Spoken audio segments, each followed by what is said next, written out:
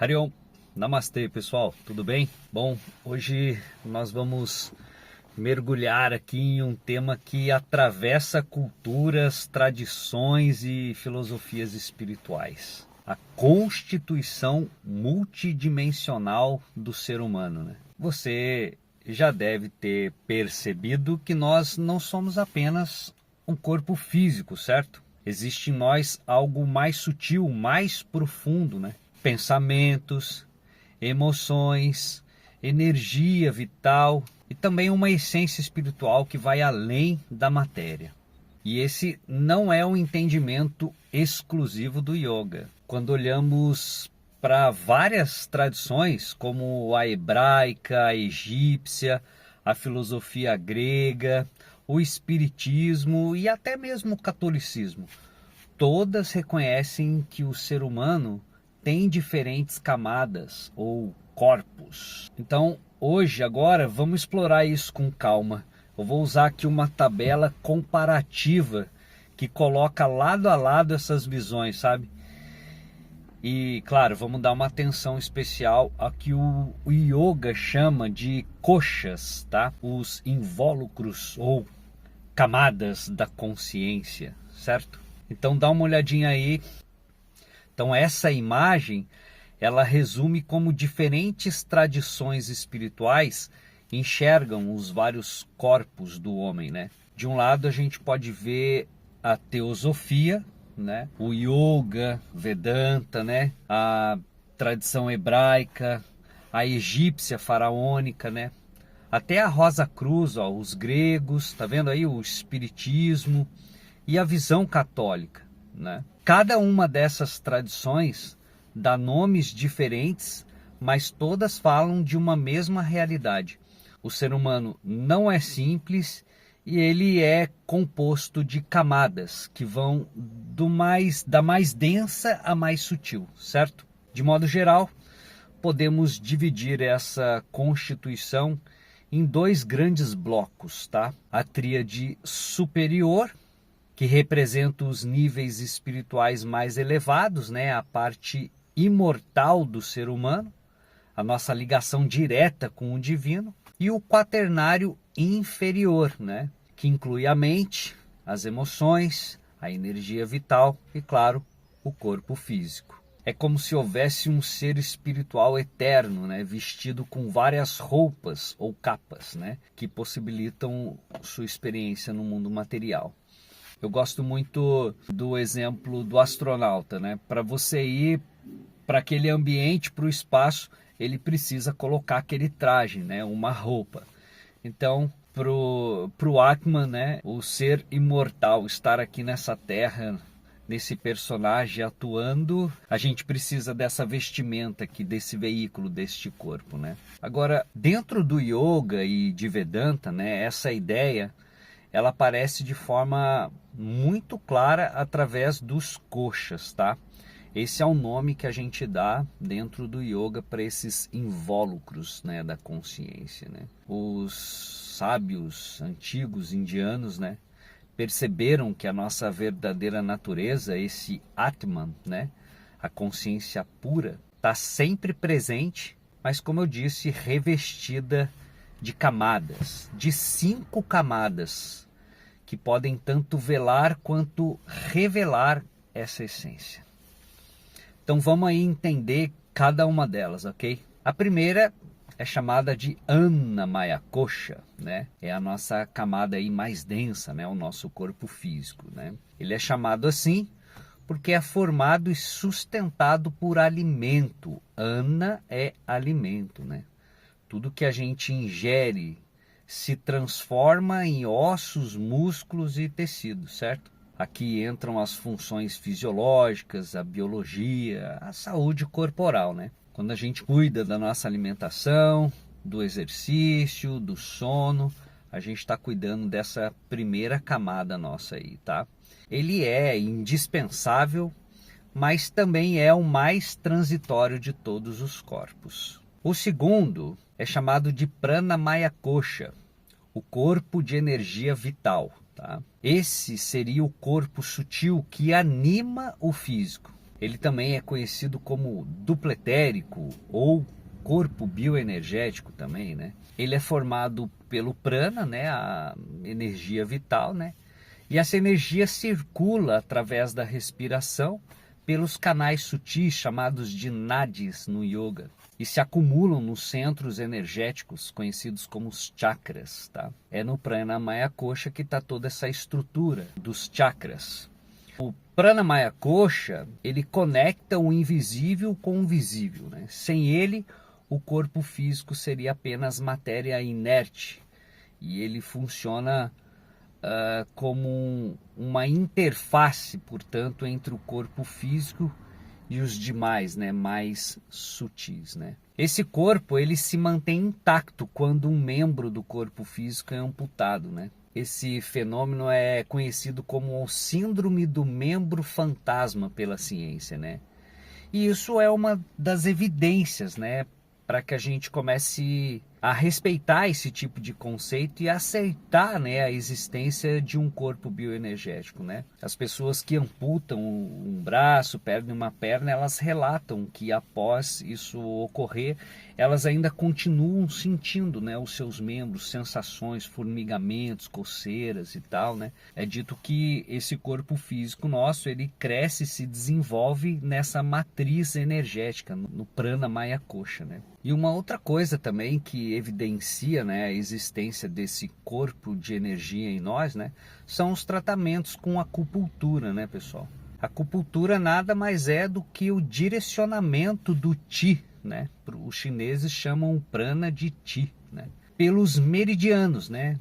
Os canais de energia, conforme a medicina tradicional chinesa diz, né? Aquelas agulhas que são espetadas ali no nosso corpo, nesse tipo de tratamento, são para correção do fluxo da energia prânica no seu corpo bioenergético, né? Por isso que quando você faz acupuntura, às vezes você está com uma questão, por exemplo, no fígado e o cara espeta a agulha lá no seu dedo do pé, entendeu? Porque os meridianos, eles se estendem, né, por todo o corpo, né, físico, né? E aí tem pontos estratégicos, né, dependendo do problema aí de cada um, tá? Práticas como pranayama, né, no yoga, os exercícios de respiração, meditação e até mesmo as asanas, né, trabalham diretamente com esse nosso corpo sutil aí, esse nosso kosha, o Pranamaya Kosha, ok? E aí a gente tem um próximo chamado de Manomaya Kosha, que seria o corpo mental, né? Essa camada ela é formada pela mente inferior, ligada aos pensamentos cotidianos, né? As emoções, a memória imediata nossa, né? É o que nos permite perceber o mundo, reagir, tomar decisões rápidas, mas também é aquele que nos mais dispersa, né? Manas, né? A mente funciona como um macaco agitado, né? Sempre pulando aí de galho em galho, né? Eu já tenho vários vídeos aqui no canal falando sobre a mente, inclusive no Setembro Amarelo, mês passado eu fiz 4 vídeos falando sobre ela. Se você não assistiu, eu sugiro fortemente que você assista, ok? Quando essa mente não é treinada, né, essa camada aí nos prende, né, em agitação, ansiedade e distração, né? Por isso no yoga ela precisa ser aquietada para que possamos acessar camadas mais profundas em nós, certo? E eu vou abrir um parêntese aqui agora para falar sobre uma estrutura, um corpo energético que para nós no yoga não é tão enfatizada e exaltada, mas para o pessoal da teosofia sim, né? O tal do corpo astral. Né? Existem muitas pessoas que experimentam as famosas saídas fora do corpo, conhecidas como projeção astral também, né? É o caso aí do Wagner Borges, né? Procura esse cara na internet. Ele é um cara que já escreveu vários livros sobre esse assunto, né? Tem um chamado Viagem Espiritual dele que é bem legal, eu recomendo, né? Para quem se interessa por esses assuntos. Tem também o Valdo Vieira, né? Enfim, o meu pai mesmo já experimentou esse tipo de fenômeno, sabe, gente?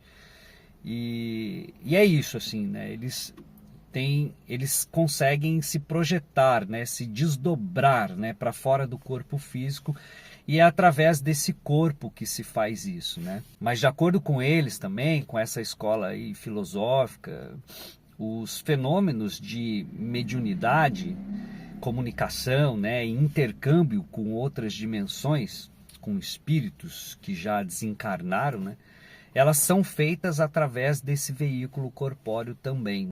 Esse seria o corpo que permanece após a morte do nosso corpo físico, né?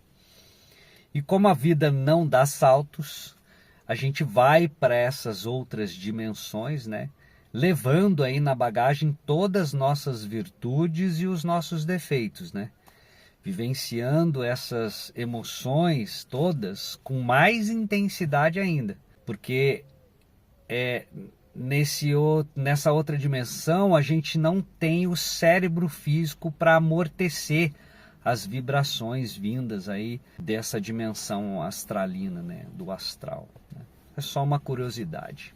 Bom, o quarto seria o Vijnana Maya Kosha, que é o corpo da inteligência e sabedoria para nós no yoga, né? Aqui a gente entra na mente superior, né? A faculdade aí do discernimento, a intuição e consciência mais clara, né? É o corpo da sabedoria que nos permite refletir, compreender e tomar decisões com clareza, né? É nessa camada que começamos a acessar um conhecimento que não é só lógico, mas intuitivo também, né? De novo, as práticas de meditação e contemplação elevam, né, a nossa mente até esse nível, né? No yoga, nós conhecemos e chamamos isso de Buddhi, né, a inteligência espiritual. E em quinto lugar, temos aí o Ananda Maya Kosha, que é o corpo da felicidade, né, da bem-aventurança, né? Esse é um invólucro mais sutil, né, onde experimentamos a sensação de felicidade, né, de unidade, né? Um estado assim profundo de contentamento e plenitude, né? Nesse nível a gente está um pouquinho mais próximo da nossa verdadeira essência, né, o Atman. Essas experiências místicas, né, que chamam de expansão de consciência, geralmente acontecem quando a mente repousa aí nessa camada, sabe? Mas mesmo ela ainda é considerada um invólucro, né? Porque é a realidade última, de verdade ela está além de qualquer tipo de revestimento. Ela é o que a gente é, fundamentalmente, é a nossa base, né? E agora que entendemos melhor aí esses koshas, fica mais fácil olhar para as outras tradições da tabela e perceber assim os paralelos, né? Se você olhar aí, ó, no Egito, o Ka é a energia vital, enquanto o Ba é a individualidade, semelhante ao corpo mental e emocional, né? Já os gregos simplificaram as coisas, né? Eles dividiram apenas em três, em soma, psique e nous, né? Corpo, alma e espírito. Assim como os espíritas também fizeram, né? O espiritismo fala em corpo físico, né? O perispírito e o espírito, né? Novamente aí três níveis que correspondem ao físico, ao enérgico mental e ao espiritual, né? E o catolicismo também, né? Só que ele usa corpo, alma e espírito, né? Que também reflete assim essa mesma tríade, né? Então perceba que, embora cada cultura use a sua linguagem, né, todas apontam para a mesma ideia. A realidade humana é feita de camadas, do mais material ao mais espiritual, ao mais sutil, né? Então o estudo dessas correspondências não é apenas uma curiosidade intelectual, né? Ele nos mostra que em qualquer tradição existe um reconhecimento universal. Nós somos seres multidimensionais. Temos um corpo que precisa de cuidado, uma energia vital que deve ser preservada, uma mente que pode ser treinada, uma sabedoria interior que pode ser despertada e, acima de tudo, uma essência espiritual que é eterna. E o caminho do yoga é justamente esse. Integrar aí todas essas camadas purificar cada uma delas, né? Até que a luz do Espírito brilhe sem distorções, né? Então, da próxima vez que você sentar para meditar ou praticar yoga, lembre-se, você não está só alongando músculos ou acalmando pensamentos, né? Você está trabalhando em diferentes camadas da sua existência. Corpo, energia, mente, sabedoria e plenitude. Esse é o verdadeiro sentido do yoga, né? A união de todas as dimensões do ser, até que possamos reconhecer nossa essência mais profunda. Se esse tema fez sentido para você, deixa aí o seu like, se inscreve no canal e compartilha esse vídeo. E nos próximos encontros vamos aí continuar explorando a mente e a espiritualidade à luz do yoga sempre, ok? Meu muito obrigado. Namastê.